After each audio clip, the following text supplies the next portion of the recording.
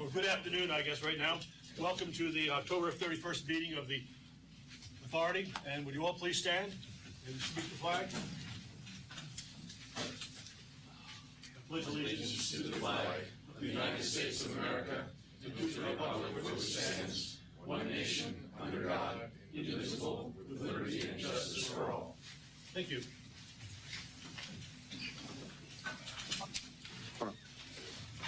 So that would you please call the roll? Yes, sir. Ann Bond. Present. Brian Daines. Here. Chuck Diacon. Here. Mike Dowd. Here. Frank Facciano. Here. Glenn Geisinger. John Hayes. Here. Larry Hemberger. Present. Neil Copeland. Here. Ed Ed Lozano. Present. Jeff Matskin. Present. Ted Rosenberger.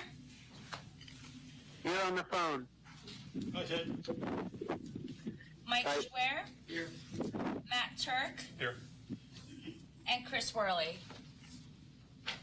All right. We have a quorum. Excellent. Again, thanks so much for coming.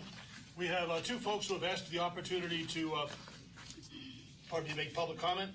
And so, Megan, you come to the podium, please.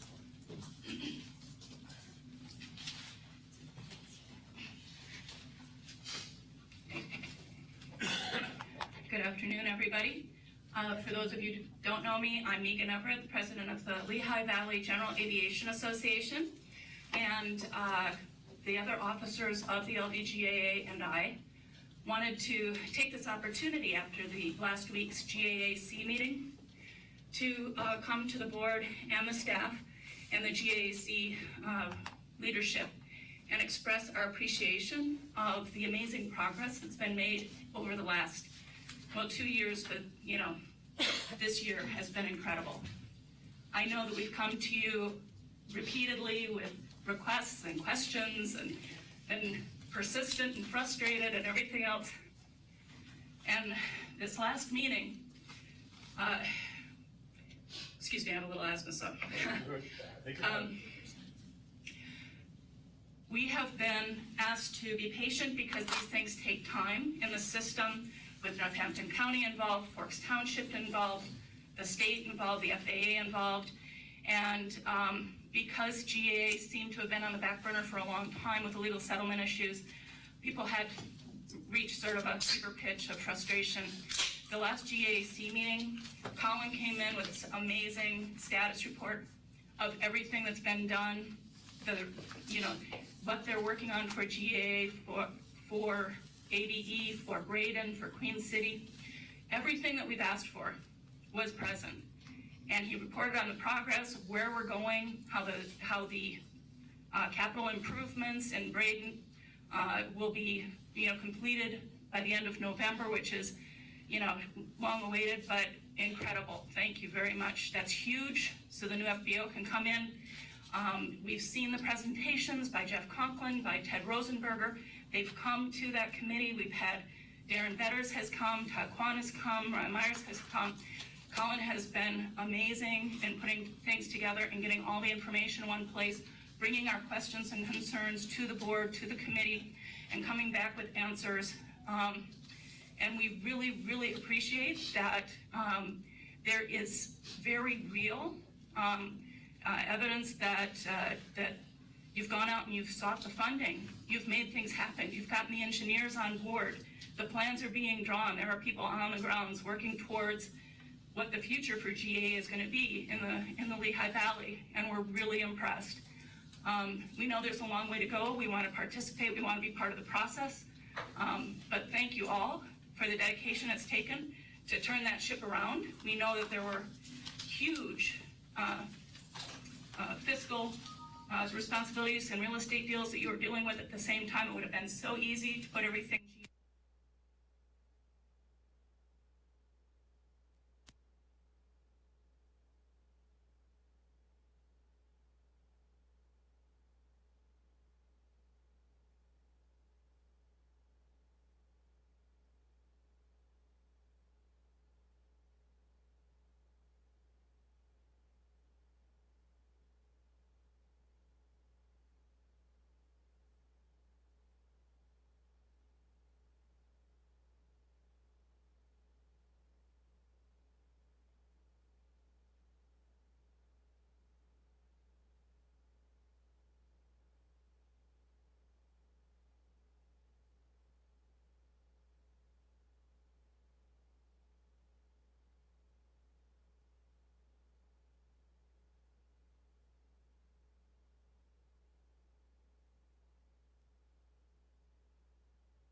for us, and thank you very much.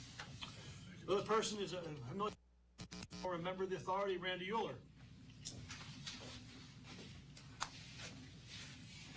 I know Megan's a tough act to follow, but I have some things I'm glad that you found some positives there, but I think everybody needs to hear constructive criticism now and then. And this is a thing I prepared a while back, and I felt now was the right time to bring this forth. My name is Randy Euler. I'm an interested citizen of Northampton County, not far from Braden's Airport. And Mike is right, I'm a former member of the board. I attended some of your general aviation committee meetings, and the board meetings, you know, we can come in here sometimes. I still need clarification on some of these points that were brought back, studies that have been done and things that have gone on here. So if you can wait till I'm done, if you have any comments or questions, I'll try. The first is the LNAA Air Service Focus Group. Why are these meetings not open to the public and input from the public is not encouraged? What happened to the promise of more transparency? Is the focus group material on the public website? Why or why not? The second addresses the size of the board. I know that's going further reduction in the board size. It was reduced a while back from 19 to 15 members. For two counties the size of ours, this is barely enough.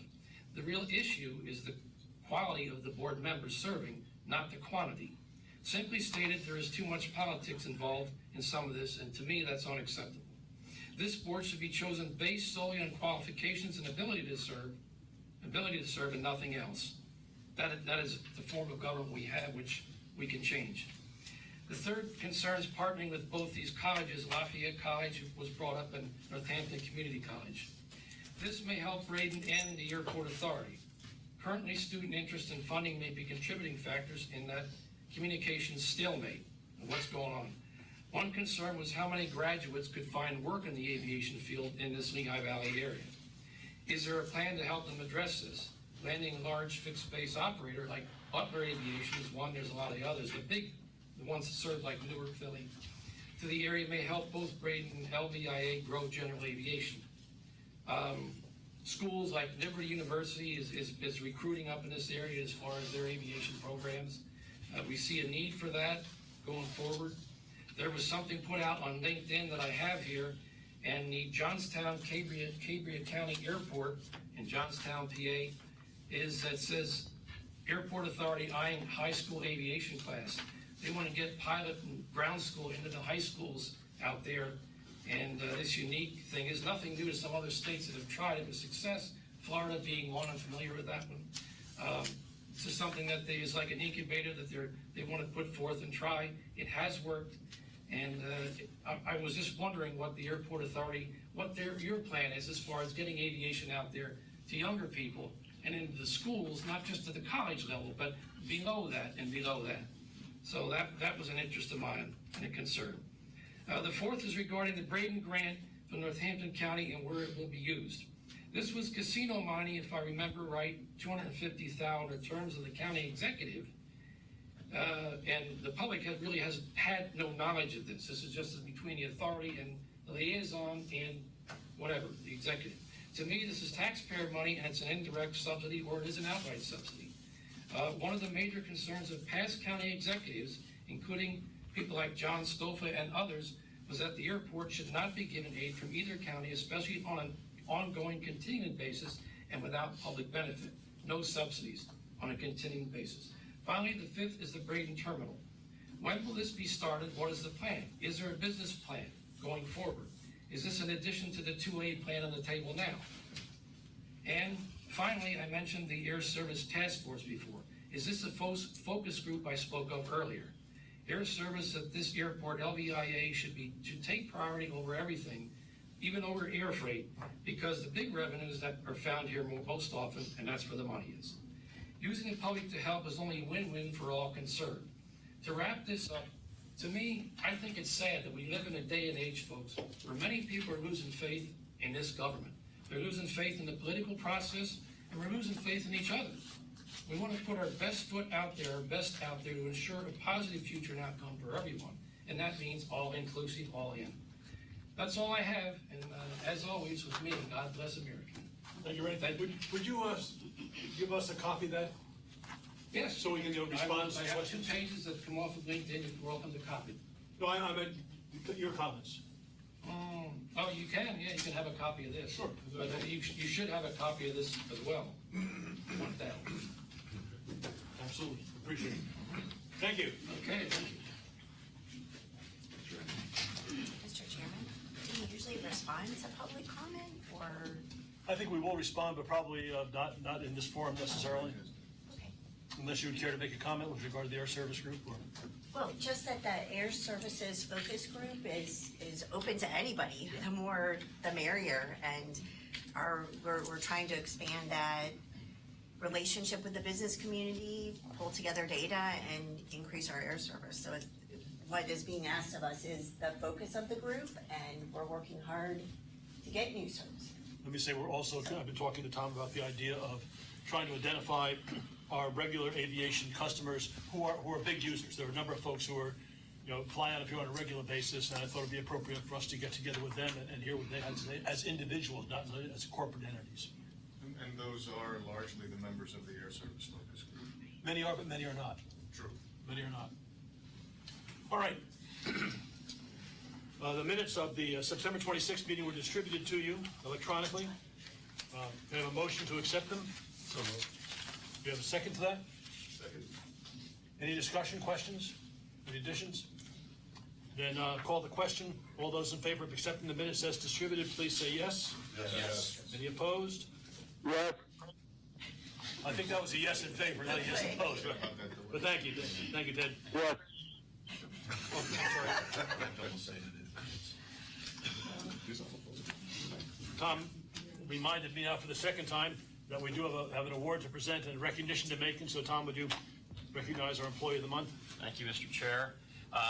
We'd like to recognize Ryan Galovich. He is our IT technician in our Information Technology and Systems Department, and Ryan handles all sorts of different requests, network administration, software support. Ryan's been with us since November of 2016, and his peers actually elected him Employee of the Quarter, given his can-do attitude and his valuable contribution to the group. So, excellent. Ryan, congratulations on your. Thank you very much.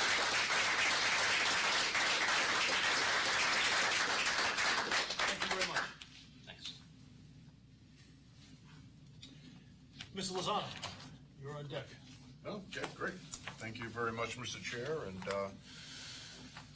we'll start the Treasurer's report right now. I have the good fortune of continuing to report good news. However, this will be the first month that you'll see a little bit of a change in the pattern that we've had for 8 months. It's an interesting change. I'll explain it in detail, but as you can see, the net revenue line, we came in at almost 2.1 million. So that's been a fairly consistent trend. Our top line number has been not only significantly ahead of last year, but even ahead of plan, which is nice to see, as you know, as always. The big highlight I want to highlight here is the expense line. So if you look at budget for this year, staff had actually planned for us to come in at close to $1.6 million of expenses. Why? And you'll see that flows through to a nominal loss for the month.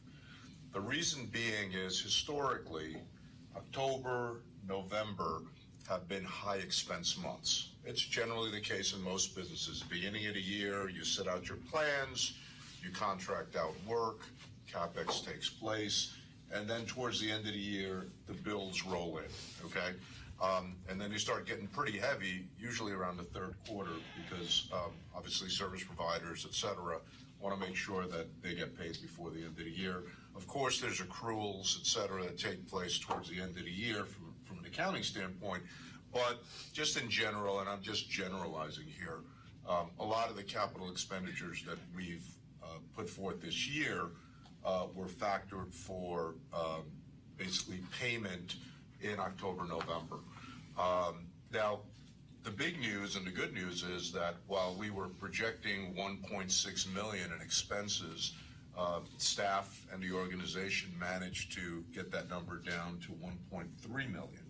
So that's obviously, close to $300,000 ahead of plan, or less than what was being expected in terms of expenses. Part of that, again, is, expense management. Part of it is timing.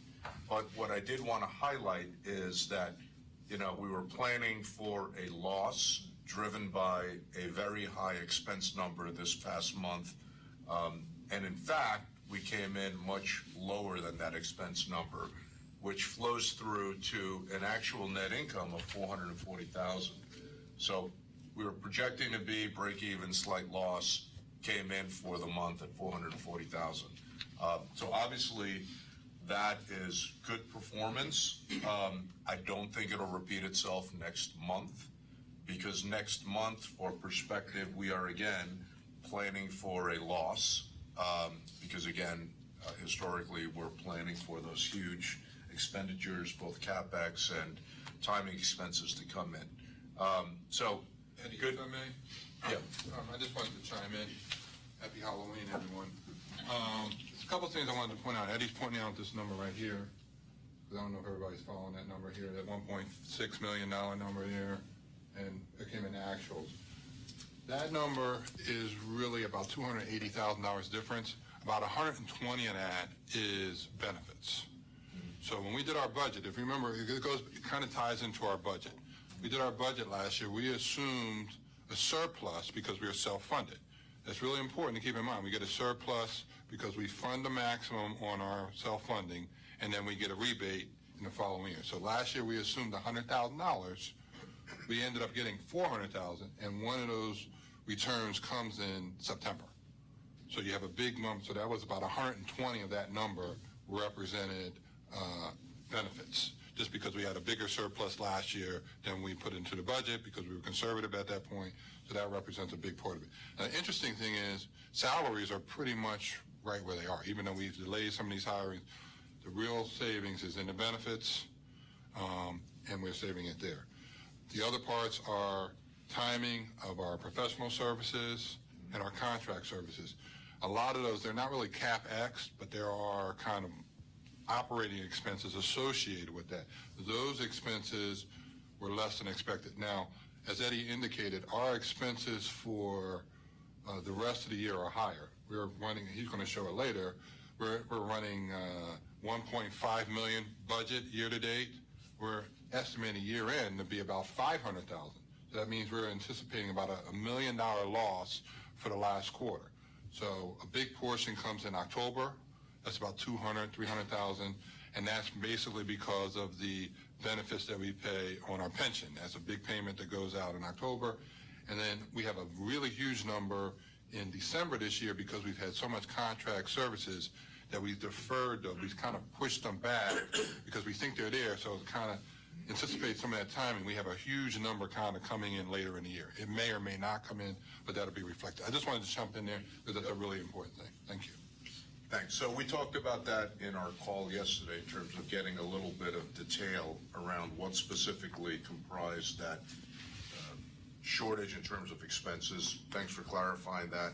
And so, as you can see, again, part of this is timing, part of this is one-time things, part of it is just the time of the year when these expenses hit. But I wanted to highlight it because, again, we were planning to be break-even, slight loss, and actually came in at a net 440,000. That's a significant departure from our historical performance for the first 2.5 quarters. So now we've rounded out 3 quarters. We pretty much have a pretty good snapshot of what the year is going to look like. And then so that if we can just go to the next chart. Okay, so now let's look at the year to date, which is the full 3 quarters. So as you can see, we're at 19.3 million in revenue, 21% ahead of last year, 7% ahead of budget. So overall, still, performing, indexing very strongly. Expenses, again, are 22% higher. They were projected higher principally because we were factoring in additional cargo, and that additional cargo translates to a lot of G&A to support that new business. As well as some of the additional capital expenditures that we were planning that we hadn't done in the past, okay? But you know, staff has done, I think, a really good job of managing expenses and came in 4% under budget year to date with 3 quarters under the belt. Depreciation is spot on pretty much, okay? But net income, when you add that all up, is 30% ahead of last year and 121% ahead of budget. That's pretty outstanding. I mean, I've been involved in many organizations and we're 2 to 3 basis points ahead of our target. You know, we're patting ourselves on the back, cheering in the hallways. This is a pretty outstanding performance. So I think, you know, it's a confluence of really outstanding performance on cargo. Okay, so for perspective, last year we had 2 flights per day. I believe we were factoring 3 flights per day, Todd? 4 flights per day, and we're actually delivering how many? On average, 5 flights per day, right? 4.7. 4.7, okay. So 2 last year, projecting 4, delivering closer to 5. That's a huge driver. Allegiant performing significantly ahead of plan and growing aggressively is another driver. Expense management has been another driver. So that, you know, confluence of all of these factors has delivered what you see here. So continued strong performance. Now, before I leave this chart, reiterating what Todd said, the plan for the balance of the year, the last quarter, is actually to lose $1 million, right? So if we're on plan, our net will be 2.3 million at the end of the year, which will still be significantly ahead of last year. I have a feeling we'll probably come in a little bit better than that, given the performance that we've had. But that's why I wanted to highlight this is the first month that's been a little bit of a difference from the trend we've had for the first 8 months. But secondly, you're not going to be seeing $500,000 net income numbers in the fourth quarter because we're actually projecting to have $1 million loss for the quarter, okay? But overall, you know, again, tremendous performance. I think a lot of it just being well managed, some luck, and just a lot of things going our way as well. So any questions here in terms of the financial performance year to date or the month? Okay, so that if we go to the next chart, this is just a little bit more granular detail on gross margins. So remember we talked about last time for the first time to try to understand what are the primary drivers of gross profit, okay? You can see this in absolute and in margin terms. So parking and roadway comprise pretty much our number one margin generator. So 3.3 million in revenue, and after roughly $1 million in expenses, you're at 2.3 million in net income, or gross income, should I say. So 70% gross margin, hugely profitable segment in our business. So we hope to continue that, but someone highlighted very interestingly during, I think it was the Finance Committee meeting, with the growth of Uber, with the growth of, you know, alternative transportation, that number probably won't be growing as much as it has or is a potential risk to our P&L going forward. Not tomorrow, but over the next 5 years, you can start projecting, hey, probably not, we don't want to bet the bank on that, and we have to figure out how do we offset potentially a decline in gross margin there. But right now, huge driver. You're actually seeing it on our financials now. Our parking is down year to date, and then a lot of that is alternative things. And that's also tied to, remember, our air services traffic. Okay, so some of that is tied to, and we'll talk about that in a second, but our passenger traffic has declined a little bit, mostly in the legacy carriers, and that's partly driving some of that decline in parking and roadway benefit. Yes, Jeff? And where does the intermodal sector fit into this? Are we making money from that? That's a great question. I think it's something that I don't have an immediate answer to, Jeff, but it's something we should definitely explore. So it's none of those. Would it flow through any of these lines? Multimodal would impact your terminal, which is not showing up there because those are partnerships. What's not on here is airfield and terminal, and those are partnership relationships that we have with the airlines, so it's kind of a, you know, if we make money, we have to kind of share it. with the lot, so that's why it's not up there, because we don't get to keep it. It's important to keep in mind. I mean, I think it's important to keep in mind on here, and like my little pointer, is that the operating revenue, ground handling is the largest, but it's the lowest net margin. Even though it's a new business, we're not making as much profit on that, and it's really important. And as Eddie alluded, it excludes everything except for admin. Now, one of the things about being an airport, we have a ton of allocations. Our biggest allocation is maintenance. Maintenance is all over the place. I mean, we have so much fun in accounting playing with maintenance and allocating that stuff. But utilities, all that stuff is already allocated in here. The only thing that's not in here, as you see at the top, is administration. And early indications, for example, for ground handling, that's allocated by operating hours, employee hours, and the biggest percentage actually goes to ground handling. So, it's about 30% of our current hours are equivalent to ground handling. So that's, when you figure out the allocation for admin, ground handling is also going to take the biggest hit as far as that allocation, so that percentage would even be lower. So it's something to keep in mind. But again, the nice thing about it for all of us, and even for the airlines, is all of these areas are showing that we're making money.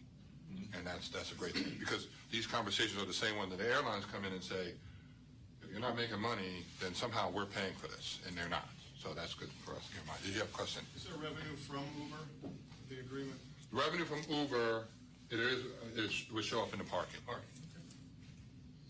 And as you can see, advertising is a very high margin business, but in absolute terms, it's a very small part of our business at this point in time.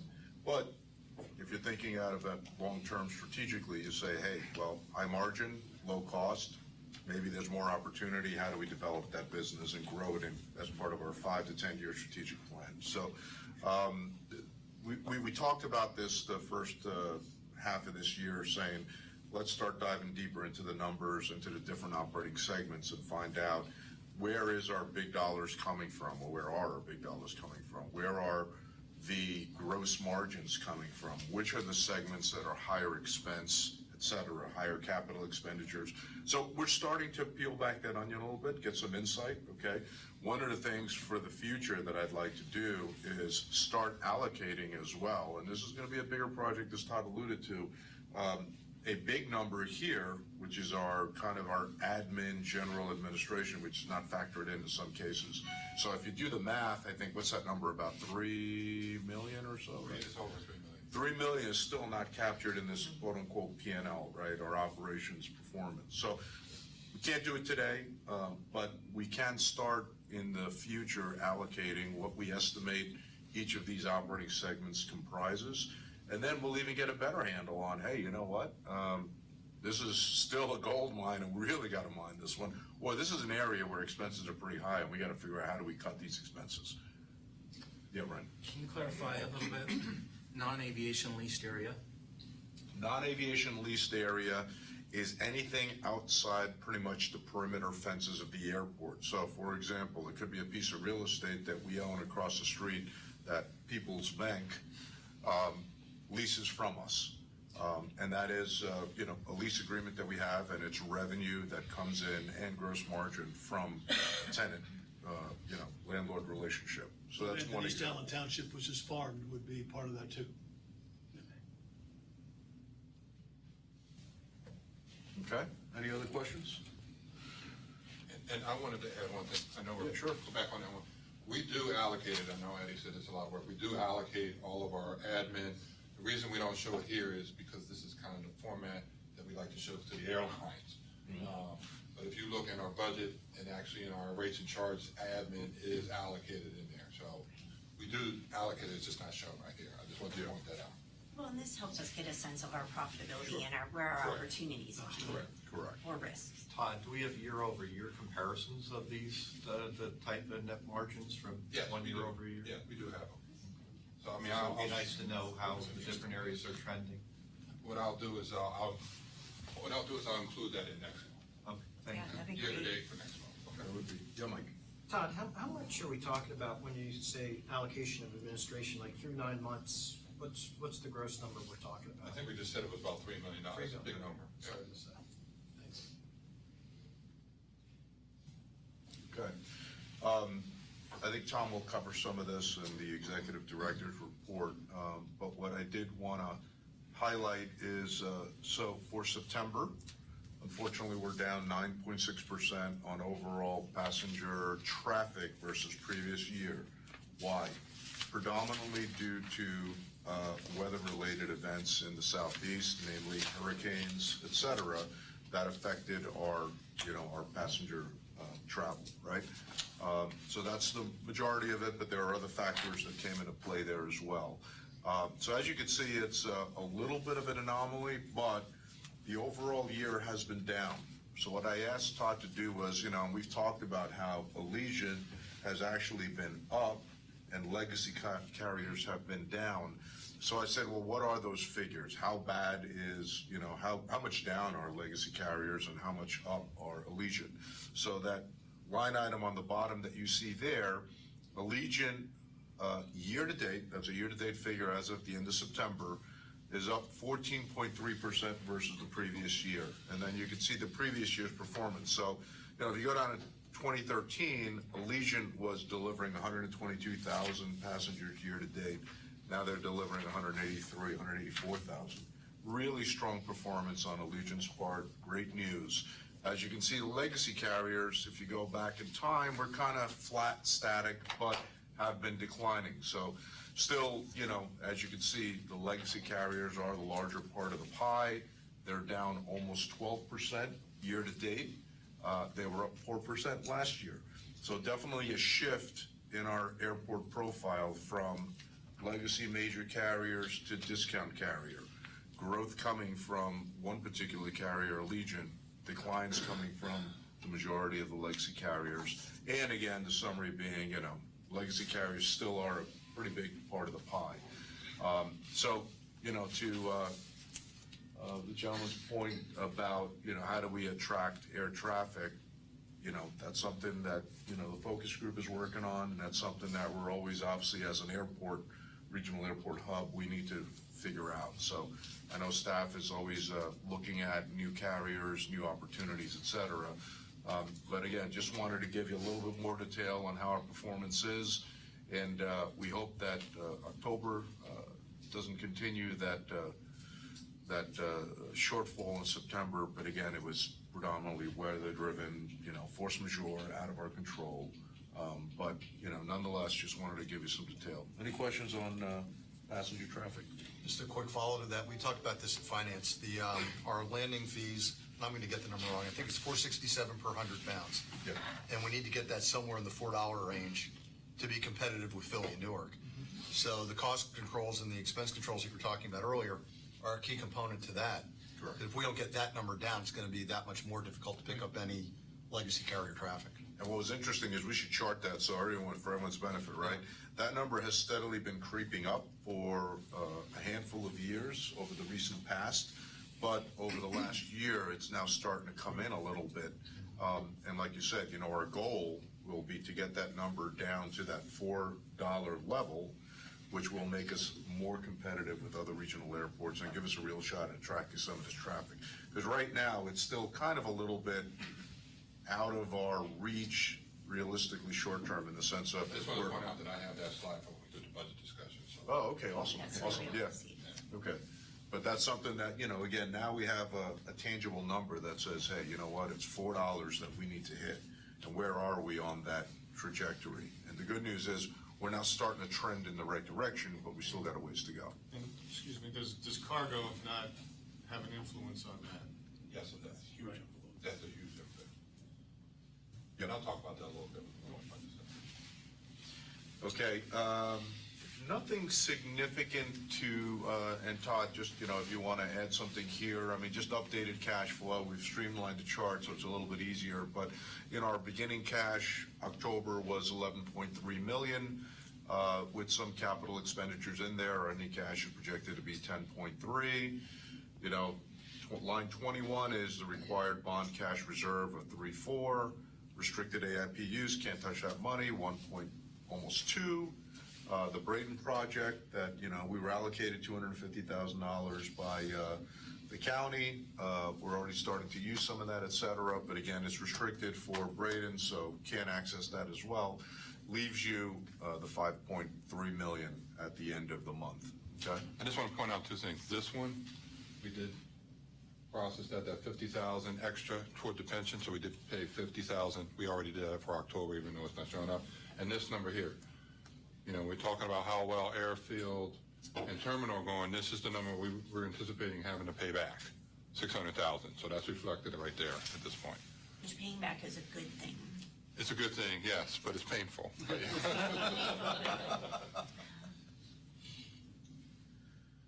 Current ratio, which is assets minus reserves, divided by our liabilities. As you can see, the red line is the current, the blue line is last year.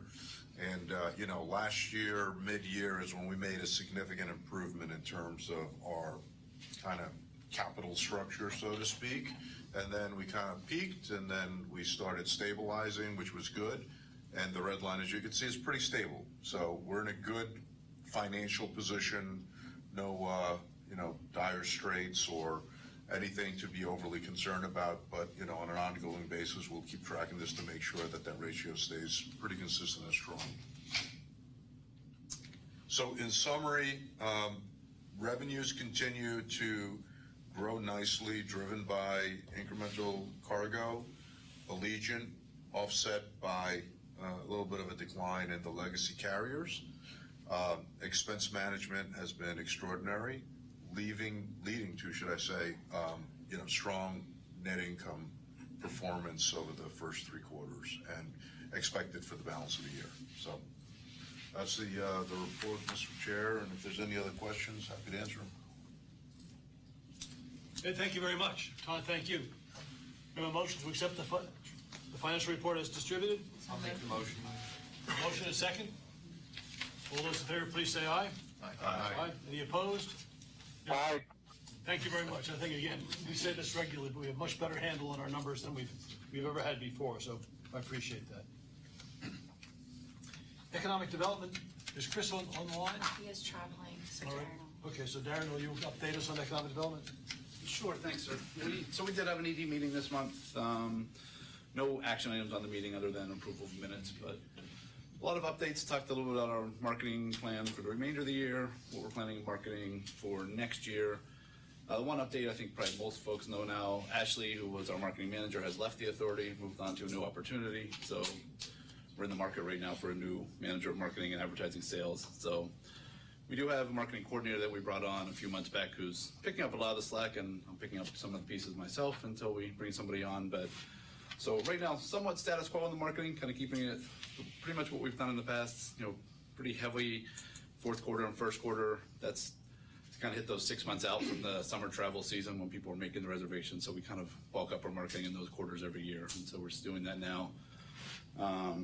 Like I said, that was the bulk of the meeting. We talked a little bit about hangar development, which we talked about in several other committee meetings as well. So I think most of you heard a little bit about hangar development last week. I think that was, you know, kind of the extent of it. Happy to answer any questions if there's anything anybody has. I like the billboard up north. Yes. I like that a lot. I think everybody here likes that. I'm not sure that they're liking it up north quite as much. That's not my concern. I'm afraid to go to conferences for a while, I think. But other than that, I like it too, to be honest. I'm glad we did that, you know, so. There's an opportunity there, obviously, for us to capitalize on some traffic, so. Any questions? Then let's move forward. The selection committee update. Actually, I've asked Sylvette to be in touch with all the members of the selection committee. We met, a couple of us in the executive committee had a brief discussion at our last meeting. We realized we really need to set aside 2 hours. And so we are going to be doing an affinity assessment as well as some other things during that period of time. And so that's trying to coordinate calendars with all of us in that committee so that we can spend that 2 hours of quality time together.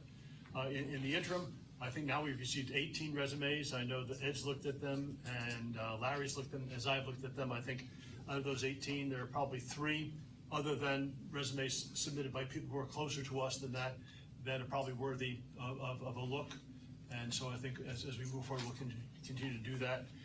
We've not yet decided whether it's appropriate to hire a recruiting firm or not, but we will come out of our next meeting with that decision. In the interim, Chuck and I have had 2, I think, very good meetings with. First, let me say, Tom has represented us exceptionally well, and he'll be representing us at the Chamber annual meeting next week. And I think as I talked to staff, I think they would say that we've not missed a beat, that things continue to go on and go on efficiently, go on along well. Chuck and I have had 2 extensive meetings with Tom, taking a look at a couple of things, but certainly asking him to assess where we are as he looks at the organization, what might be some recommendations to make, and what kinds of, if there are structure changes and so on will be appropriate. And we're going to be meeting again prior to sharing those any more broadly, but I think it's been kind of really interesting for me, and I think insightful for Chuck to get a inside look at what's going on. But to the staff and to Tom, congratulations, because I think things are going exceptionally well for us. And my goal is, in spring of 2018, that we will have identified a candidate, and we'll be moving forward. But that's where we are. And again, kudos to Tom for keeping the ship moving, I think, exceptionally well. Chuck, anything you want to say? No, I'm fine.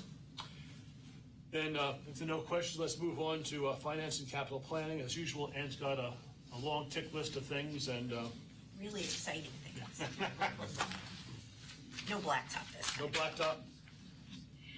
All right, so good afternoon, everyone. We have 3 items for approval. All of these were reviewed at Finance and Capital Planning and are recommended for approval. And we will start first with TSA and Wiley roof replacement. Sure. Thank you, Ann. Replacing the TSA too, is that? No. Just wasn't sure. To protect them. That's right. So what we're looking for approval on, so approve a bid for the TSA area and Wiley roof replacement project. So you'll see here up on the screen, there's 2 areas that we're talking about for approval. The first one on the left is our Wiley satellite concourse. The roof is over 20 years old, outside of its warranty period. The area shaded in red, kind of on the southern side, was actually damaged during a microburst storm this past summer. And the green portion is the undamaged section. So for efficiencies and with getting the contractor out, we want to do both at the same time, given the age of the roof and making sure that there aren't other leaks in some of the other areas. And if you scroll down, also that, please. The blue area is the TSA area of this main passenger terminal area.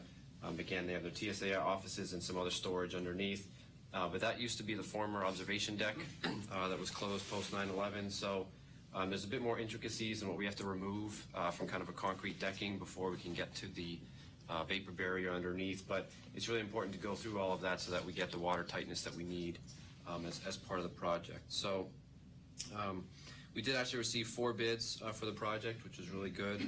The lowest bid was CHM Contracting for $813,560. But then the thing to note is that red portion that was damaged, about $210,000 of that will be submitting to insurance to try and get the claim on due to the damage. So we broke out the bid project that way so we could identify that portion. Again, we identified the TSA area and the capital budget, and then kind of push forward the Wiley repair at the same time based on what we need. It'll be part of our 2018 budget due to the duration of the timing. So we're looking for approval to award the contract to CHM Contracting of Leesport, Pennsylvania for $813,560. And Mr. Chairman, I move the approval of the recommendation as submitted. Brian, the second? Quick question first. We have a second first before we question? Second. Okay, John. Now, Brian? The timing on the project, so can you just,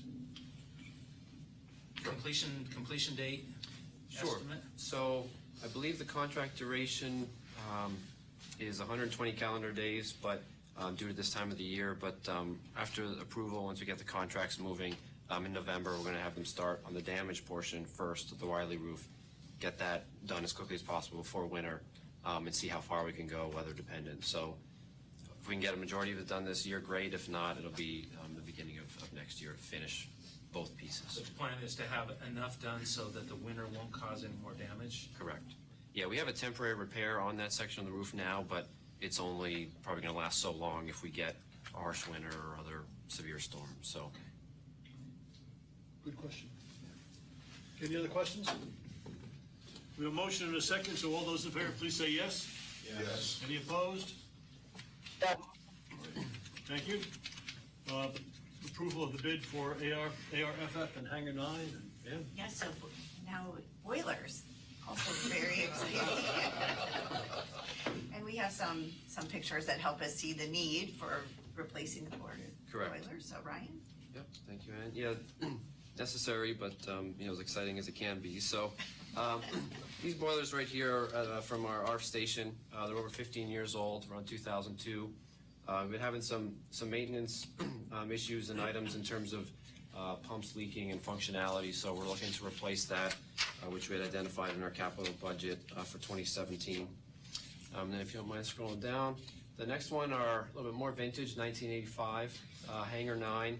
There's actually two of them out there from the original construction of the hangar, but again, beyond their useful life, a lot of maintenance interaction in terms of getting them started and firing up. So again, critical nature this time of year. It's getting a little colder out. We want to make sure that we do what we can for our tenants with Hangar 9 and also our ARF personnel, our firefighters at the ARF station. So again, with a lot of these projects recently, we've been receiving a great amount of bids. We got 5 bids for this project as well. Warco Roofing was the lowest bidder at $321,724.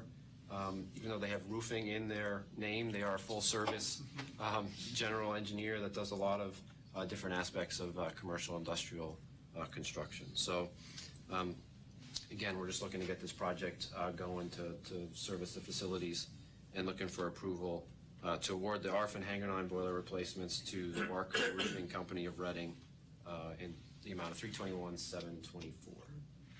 You move that on behalf of the committee. I have a second to that. Second. Right. Any questions? Just a quick comment. This question came up at Finance. The underlying equipment being spec'd is the same equipment across all 5 bids, so that did not play a factor in the widespread in terms of the low bid and the high bid. It wasn't a different equipment issue. It was installation costs, overhead that they saw, et cetera. Right. That's a good point. Warranty on these Thank you, John. boilers? I'll have to look into the specifications. We do have whatever the manufacturer, it could just be a year, but we'll have to see what's in the specifications. Any other questions? Then all those in favor, please say yes. Yes. Any opposed? Yes. And then the PPL grant of right-of-way. Sure. So this one, pretty Most straight. exciting for last in Jan. I know. They've got a lot of money, so it's This report is exciting. So pretty straightforward. If they don't have heat, it's very exciting. Yeah. So what we're looking for is approval for a PPL grant of right-of-way. Basically, it's similar to all the right-of-ways we've done with PPL in the past. This one actually is connected to the FedEx ground facility, as well as any other development up north that PPL needs to serve. What's different from some of our other agreements that we've done is it's actually more of a facility easement, not a ground easement, such as with the transmission line, where your use of the property is somewhat limited. We still have use of the property that they're going to be on. And since 2016, all of our PPL agreements have had very specific protection for our aviation services, surfaces, approach protection, proposed, existing, future development, those kinds of things. So that's all included as well. But basically where the line cuts through is on the north side of Ray Street off of runway 13, where our retaining wall is, on the other side where there currently are existing poles now, up the western edge of Willowbrook Road, and then actually relocating some of our poles north along Ray Street where the T-hangars are, and around the Shanersville Road intersection, which one thing to note, which we did talk about in the committee, is there's some poles around the 2-4 end around Shanersville Upper Road intersection that are actually going to be lowered as part of this project because they impact some of our departure minimums for runway 6. So again, PPL is a great partner to work with in terms of getting some of those things taken care of. So we're just looking for approval for that right-of-way as presented. I move the approval of the right-of-way for PPL. Did we have a second to that? Second. All right. Any questions? And again, all those in favor, please say yes. Yes. Any opposed? Now we're in the budget. Yes, so the final item for our committee, Todd's going to walk us through the assumptions for the budget. It's a short version, not all the assumptions. Actually, for this particular meeting, I'm not going to go through all the assumptions. They are actually laid out in Nova's agenda. We went through revenue, expense, assumptions. Does that mean the committee has a longer attention span than we do? Is that? No. Maybe just you, Mike. Maybe just you, Mike. Could be me. But one of the things I wanted to point out is we have a really good committee. They're asking some great questions. We're vetting a lot of the questions that I think the overall board would be happy with. So Again, if you go into Novus Agenda, you can find all the assumptions. We have the revenue assumptions, our assumptions for expenses, which is huge, but this is kind of our vision. We want to be fiscally responsible, strategic, and manage expectations. For us, one of the things that's critical is, we're kind of in both worlds. We're kind of in municipality, but we're also in business. We're kind of in both worlds. So we're not trying to make a ton of money because we want to reinvest in the authority, but at the same token, we do need to make a profit, and we do need to be fiscally responsible. So it is a balance there. We always start with the minimum expenses we need to run the airport. I mean, that's kind of been one of our struggles in years past. And one of the things we pointed out in this budget that we probably continue to trend from, I believe it was 2016, where we went to a revenue-based budget. That's what you want to do? You want a revenue-based budget, and then the expenses go with it. Prior to that, because we were really struggling, we had to do kind of an expense-based budget, which is kind of like, here's the expenses that we have to run the airport, the minimum expenses, and here's the revenue we need to make to cover those. Like not exactly ideal, but that's what we had to do at that particular point. So obviously we're in a better position now, but it is important to keep that in mind. We have to meet our debt service coverage, which is 1.57. We plan on meeting that. And then from there, we go to meet as many additional needs as possible. And as we talked about earlier, those airline rates and charges, our goal is $4. And if you go to the next slide, this version, here's the history with our landing rates. You can remember down in 2007, we were where we wanted to be. Actually, in 2010, we were at 398.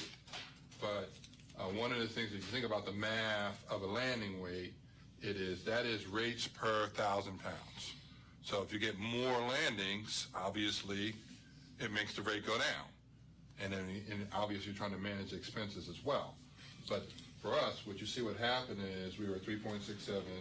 We kept going up, 403. Then we went down a little bit. Then we went up, went up, went up. We got up to $5.18. Again, we're saying $4 is the number. Then we went down to $5.10, $4.94. Preliminary numbers are looking like we're going to be at least 20 cents lower for 2018. But that's something to keep in mind. The terminal rate is not as critical because that's just managing space. But as far as landings, when you go out and market, you want a rate that's competitive, and $4.94 is a little on the high side. Yes? Just a really quick question. What are the components of that landed rate per pound? What are the factors that affect that? The landing rate per pound is the cost for the airfield. So all those costs divided by the pounds of landed. So those costs include sampling. It's just the cost associated with the airfield itself. So it would be the maintenance. It would be some of the CapEx that goes along with that. We have traditionally not charged them as much as we could because we're trying to keep that lower now. If we charge them the full CapEx, that number would be $5 or $6. But it is a number that you can engineer based on, yes, as you said, a decision that you can make on how correct, much of the CapEx. And one of the things to follow in our budget, we go through our consultant to come up with our landing rates and charges, and that is included in our budget. So that number is in there, and there are calculations to go along with it. It's just the expenses associated with the airfield divided by the landed weights per pound. And again, the bigger planes obviously absorb more cost. That's why it goes based on the weight of the plane. So our typical weight is 230 some, or a lot of the Elysian planes are like a 230 some thousand pounds is a lot of the standard weight. Yes. Just a quick question. It's a little bit of a double-edged sword. I agree with you to try and get it down to $4, but if you don't increase the other side of it, we're slicking our wrist. When we were 367? 367. Were we boarding more people or less people at that? We were boarding more people. So that ratio then would right. And it's not really the people in the landing rate. It is the weight of the plane. So we have more flights, which obviously led to more landing weight. Now, a lot of this is a reflection of the additional cargo weight that's reducing that number. So we have more weight to kind of absorb those expenses. So obviously, which comes first, the chicken or the egg? The more weight or the lower rate? Mostly the more weight. I like the way you think there, Larry. But again, it's important to keep in mind that we are extremely conservative in our assumptions, but they're reasonable. Our preliminary numbers for now, we are approximately $400,000 net income. As you remember, the 2017 budget, we were $500,000. So we're $400,000, on that number, which is meeting all of our requirements. We have some last-minute adjustments to the good. Some of them are a little bit more expensive. But after we did our initial draft, we got our insurance numbers, particularly our workman's comp, which has been a big expense for us. So that number came down, so that's going to be favorable to our budget. Any initial questions? I didn't want to give you the long version, but the committee is really vetting this stuff out really well. We're going through it. I mean, feel free, at our next meeting, we're going to really vet this out in November. I think it's the 20th to vet is our next finance committee. We're going to go through this in detail for the budget. So if you feel like stopping by and absorbing all the information that we give you and having so much fun playing around with the numbers, which I do. Man, if you'd like more information, maybe you could sit with Todd and he could show you all those things that roll into all the expenses that roll into that number. Yeah, I'll certainly do that if you have a question. And anybody seriously is invited Yeah. to those committee meetings, so they're not closed sessions. And we try to design them so you can ask a lot more questions when we bring it to the board, which you're going to approve, because it's going to be a no-brainer. You're going to approve it. I'm telling you right now, Mike, you can just approve it, just check it off the box. That the budget will be already vetted and ready to go, so you can just check it off now. But I have full faith in Ann and Ed and you. After we battle it out in there we the go. committee meeting. But we're going to battle it out, and we'll spend a lot of time doing that. But we do encourage everyone to kind of come to that meeting and ask a lot of really direct questions, because they should be asked as we go through the budget process. Any other questions? Yeah, just want to make a comment. It's related to the Finance Committee. I second the thought about really good debate discussions, really good analysis, et cetera, but also an additional thought about capital expenditures that we uncovered, discussed at the meeting. Some of our bigger projects are, and we approve these in the capital expenditure committee approval process, are projected to be, let's just say, $4 million. And you may wonder, you see the line item every month and we write a check towards that vendor, et cetera. But you may ask the question, how are we performing relative to that original budget number? Staff reassured us, and we've seen it firsthand, that they are tracking those numbers, number one, and that's an important fiduciary responsibility for the board. But number two, I'll give you examples where, and I'll give you one, where some of those are not insignificant. Case in point is the multimodal project. I've been asking the question, how are we relative to the budget cost on that one, or the ramp project that we recently approved, the cargo ramp? And just a key learning that's coming out of it, and I know we probably all know this in our regular lives, is that when we project out, for example, in the ramp, engineer surveys, et cetera, say that there's going to be a certain compaction in the ground and it's going to cost X amount of dollars to excavate and re-asphalt, et cetera. Companies come in and they do core samples to, make sure that the ground is a certain strength, whatever the case may be. I don't know the technical terms. Chuck knows them more.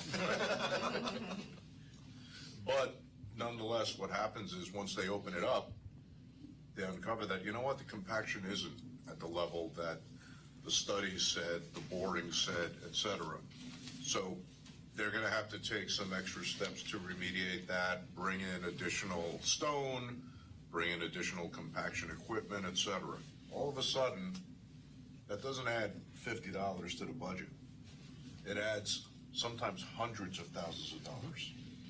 Okay, so in one case, we learned that very upfront, very quickly, that, there's a few $100,000 that got added on. Staff is tracking that. The committee is engaged in that. And what we'll be doing in the future is making sure that the board knows on major, significant, projects and expenditures, how that's going. The reason I think that's important is as an organization, again, that's a principal role for us from a fiduciary standpoint. But B is, we should take that learning, whatever it is, and say, hey, historically, or, all the time, we are estimating around a 10% margin of error, or it could be a 20% margin of error. Or in certain types of projects, we know that this airfield sits on land that, for for whatever reason, we project it's gonna compact at this level and it doesn't, and we wind up adding in a cost of 20% to bring in extra equipment, whether we're fixing a runway, whether we're adding a ramp, et cetera. So I just wanted to highlight, because I thought that was a really good discussion and a learning in the Finance Committee meeting. And I think that's something that we want to pay, really good attention to. And we are. So I think I credit staff for tracking that number. They did share with me some of the figures that are included.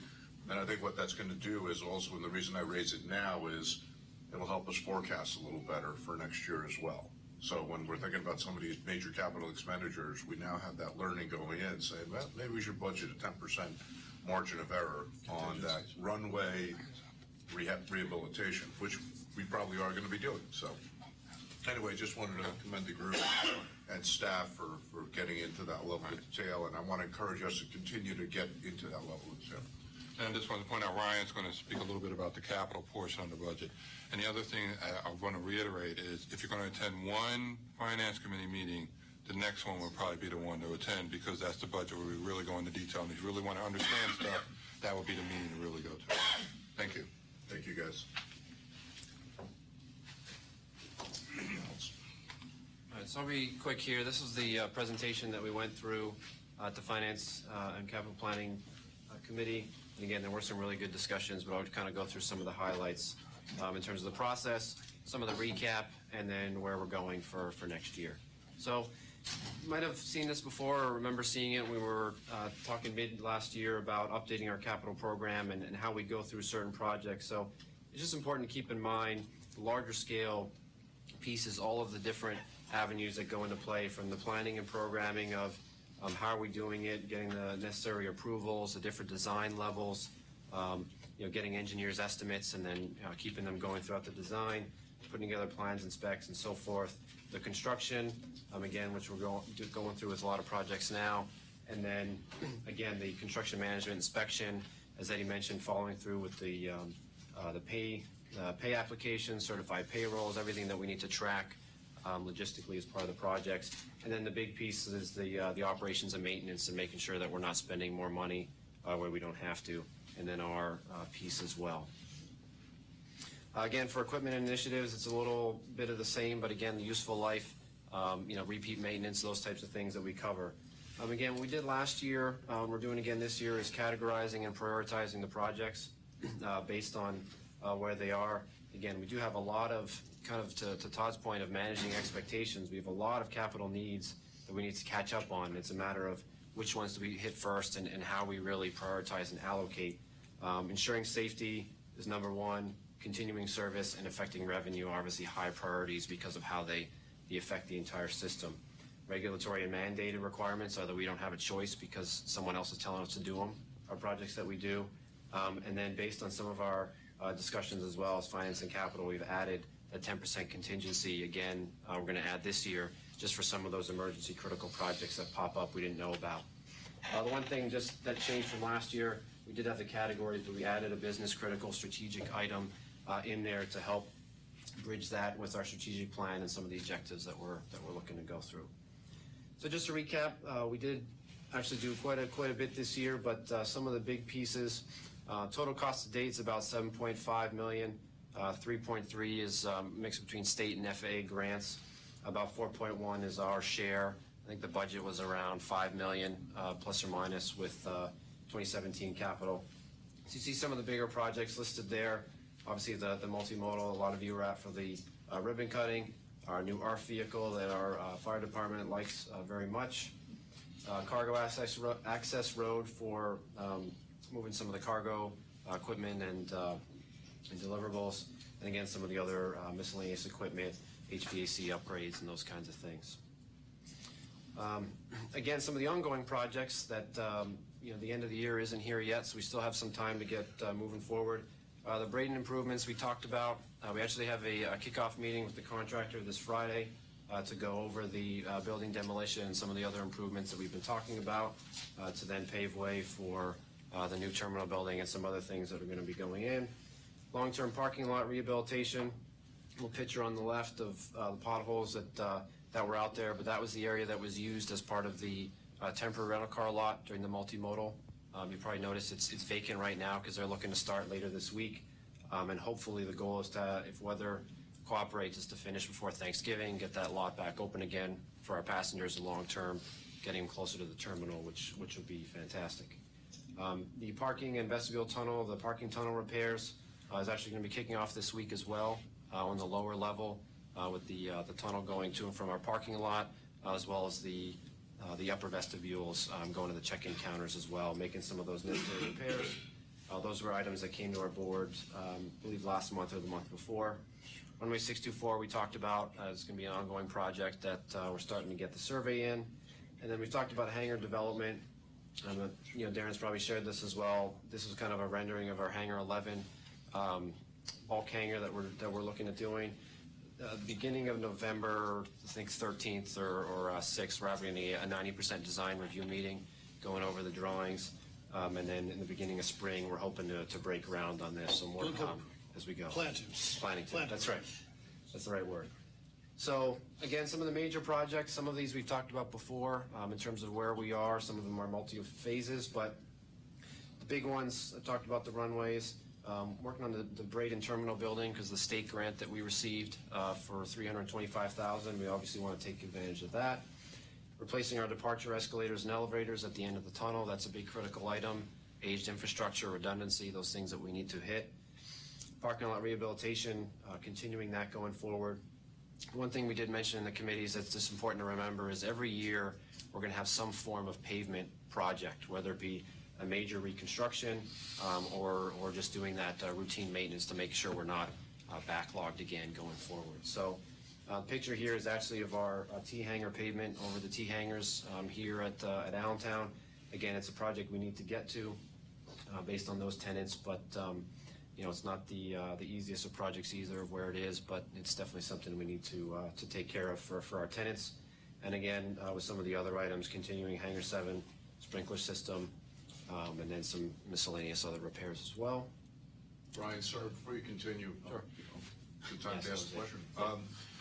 These are obviously a lot of big ticket items. Do you think we have the budget to do all of these, or do you think like somewhere down the road we might say we have to pull one of these off, or are these kind of already kind of semi-locked and loaded and we have the state funding, federal funding, and our own funding to accomplish all of these? Right, so it's somewhat of a mix of everything in terms of we're currently going through that now to make sure we can hit the number that works with the number that we're budgeting, but some of them also, I believe, just in terms of the timing, that might be the total cost, but it might not occur all the way through the year. It could be, 18 months, that kind of thing. So a lot of them are, like you said, locked and loaded, but we can manage them as we go depending on priorities and other things. But it's just the bigger ticket items, obviously, to make the board aware of the big ones we're working on top of the miscellaneous equipment and other pieces.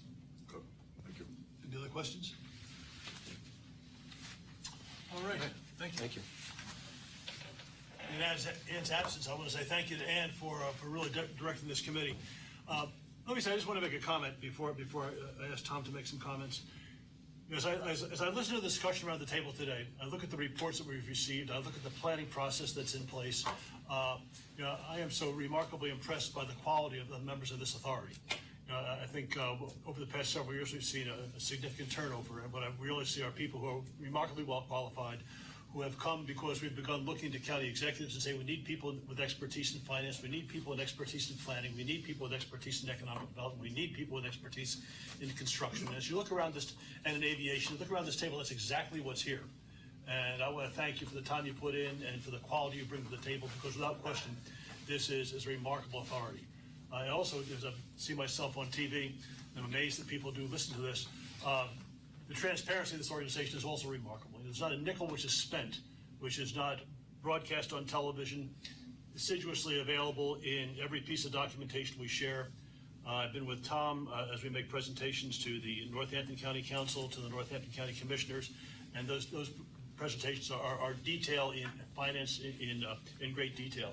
So in every respect, I think transparency is not an issue that we have to deal with. I think all one needs to do is look at the public website, request our data, and all that stuff is available. To you, all of you, thank you for, I think, a remarkable year and extremely well done. So thank you very much. Now let me turn it over to Tom. Thank you, Mr. Chair. So as Ed mentioned, we did see a reduction on our traffic report year over year in September, about a 9% drop. But we did have about 21 canceled flights as a result of some of those weather phenomenon, the hurricanes that took place in Florida and along the south. So just in Allegiant alone, we estimate we lost about 2,100 passengers on those canceled flights. So we can see that there's probably an element here that we're dealing with some of these weather. It's kind of a one-off, and we hope to not see that for October. Brian, I think, covered our ongoing projects pretty well. One thing that I did want to mention is we did receive word from the FAA that they are intending to move forward with developing a Category 2 ILS approach to runway 6. We currently have a Category 1 approach. These would be enhanced low-vis kind of operations. So 2 is better than 1? 2 is better than 1 in this case, and that's government talk. That's right. But we're looking to not get that charted until April of 2019. So a long process to move through, but we're excited to kind of be talking about that and the upgrade here at ABE. In terms of since our last meeting in September, we did have our Customer Appreciation Week. First week of October, we had a number of events here as well as Queen City and at Braden. I think they were well attended and some really great time we spent with customers, and getting good feedback I think is always important. We had our 4th TSA pre-check right on site here during those other 2 weeks of October. At this point we've had 6,000 applicants into that TSA pre-check program. Again, you can take advantage of that here at ABE, and $85 is good for 5 years, and you can keep your belt and shoes on and all that good stuff as you get through security, so it's a good thing. We did also have our Winged Warriors event on October 14th. That was our 5K walk-run. We had 92 participants, and the weather was actually a little questionable that morning, but great feedback on the event. Everybody wants to know if we're going to do this again, and we're talking about when we can probably roll this in and try to get something together again. That all benefited the American Cancer Society, so it's a good time. We were excited that the Department of Homeland Security did extend a Real ID extension for the state, and essentially that Real ID extension was set to expire in January. And that would affect all of our Pennsylvania residents trying to travel commercially. So that extension takes us through October 10th of 2018. So we have about another year here to work through that process and let the state get their Real IDs available. And also September 29th, we did see the President sign the extension to the AIP reauthorization, which takes us into March. So that means all of our grant processing and grant program continues to move forward. A 6-month extension, they're continuing to work on that. But again, it buys us a little bit of time into next year, so we're excited about that. Any questions for Tom?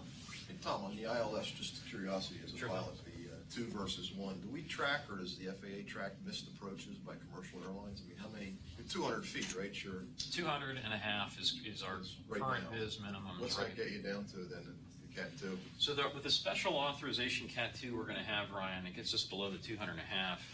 Yeah, it goes to at least 100, and I believe the visibility is less than that. So do we track, or is it tracked how many commercial legacies and cargo have to go missed and then divert, or I mean, is it just no one really knows? I'm not sure if they do, they might as the FAA goes through, because a lot of it is their technology they're putting in, but as part of it is we give the weather forecast of how many days or hours that we're under those Cat 2 minimums, and I believe it was 2,000 some hours, 200 some. There's a percentage that we have allocation. It wasn't much, but It is minimal, but I think part of the process is we started engaging FAA on that conversation about some of these issues. We had a lot of support from the air carriers here, both passenger and air cargo. And, after they kind of make the analysis and take a look at it, they make the decision whether they're going to move forward with charting the approach. So, Does that require any equipment on behalf of the operator? we're going to have to take a look. There will be, I'm sure, some expense for us. The big piece I think for us is making sure that our airfield lighting is able to and swap power with a very minimal delay in transfer. So on that approach, I think it's now about a second transfer on the power switch. So we'll have to look at that and make sure that we have everything we need. There's undoubtedly going to be some coordination with FAA to understand what those components are going to be. Just curious to see what gained by that. Sure. Kind of along those lines, the carriers themselves are going to have special pilot training for anyone that uses it. So it's not, I don't know if Allegiant even trains their pilots to that. I mean, FedEx, I'm sure does. Yeah. And they would probably be the major driver. Right. It gets you down to 100 feet radar altimeter and 1200 RVR. 1200 RVR is what a CAD 2 will get you to. It's big money when one of those 767s, as you know, has to go around or divert, right? That's a lot of bucks. Right. But I mean, if we're looking, who is actually going to use it? I mean, FedEx would be the main driver. I'd be interested in Amazon if they train their pilots to that, or if they want that assurance that we have that capability. I mean, maybe that's what they want. do. They do? They're the ones who originally. They pushed it. So it's it's a nice. So they do, it is, you're right, it's exactly what you said, it's the cargo operators who are all. Allegiant does not do CAD 2, and none of the legacy carriers, because we don't have any mainline legacy here at this point, since it's all regional, so most of them are not doing it either, possibly American once in a while, that we have some legacy. It's a significant bump in the amount of training that needs to be done. And equipment in the aircraft. Yeah. What was the old joke about the 747 coming down on final and there was a GA plane in front of them going a little too slow in instrument conditions? And the tower calls the 747 and says, do a go-around. And the 747 captain says, it's $5,000 when I have to take this thing on a go-around. And then the tower goes back and says, okay, then do a $5,000 go-around.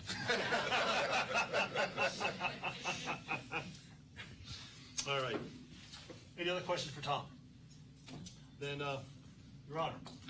Just briefly, the Federal District Court this week approved the settlement in the overtime payroll litigation, so that has now been finally put to bed. That was done just last week. And the balance of my comments I'd like to reserve for executive session. Excellent. Any other questions for new business? Then can I have a motion for an executive session to deal with matters of anticipated litigation? So Second? Second. All right. For the record, I'm going to be discussing possible pending litigation.